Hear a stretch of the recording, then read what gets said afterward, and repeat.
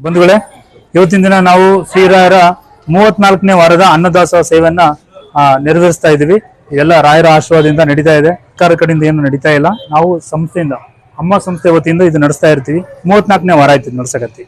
ಅದಕ್ಕೆ ದಾನಿಗಳು ಸ್ವ-ಇಚ್ಛೆಯಿಂದ ನಮ್ದು ಇರ್ಲಿ ಅಂತ ಹೇಳ್ಬಿಟ್ಟು ಗುರುಬಸಮ್ಮ ಮೇಡಮ್ ಅಂತ ಇವರು ದಂಪತಿಗಳು 33ನೇ ವರ್ಷದ ವಿವಾಹೋತ್ಸವದ ಪ್ರಯುಕ್ತ ಅನ್ನದಾಸೋಹ ಸೇವೆ ಮಾಡ್ತಾ ಇದ್ದಾರೆ. ದಯವಿಟ್ಟು ಯಾರು ಕೂಡ ಒಂದು ಅಗಳನ್ನು ಕೂಡ ನಿಲ್ಲಿಸ್ಕೊಳ್ಳಿ. ಇಡ್ಸ್ಕೊಂಡಿದ್ದನ್ನ ಯಾವ್ದು ಒಂದಕ್ಕೂ ಕೂಡ ವೇಸ್ಟ್ ಮಾಡಬಾರ್ದು. ಯಾಕಂದ್ರೆ ಬೆವರು ಹರಿಸಿ ದುಡ್ಡಿಂದ ಇದು ಮಾಡ್ತಾ ಇರೋದು.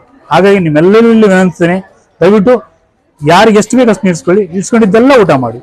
ಮೇಡಮ್, ಈ ಕುರಿತು ಅಮ್ಮ ಸಂಸ್ಥೆಯು ಸತತ ಇದು 8ನೇ ವರ್ಷ ಚಾಲತಿ ಅನ್ಕೋತೀನಿ.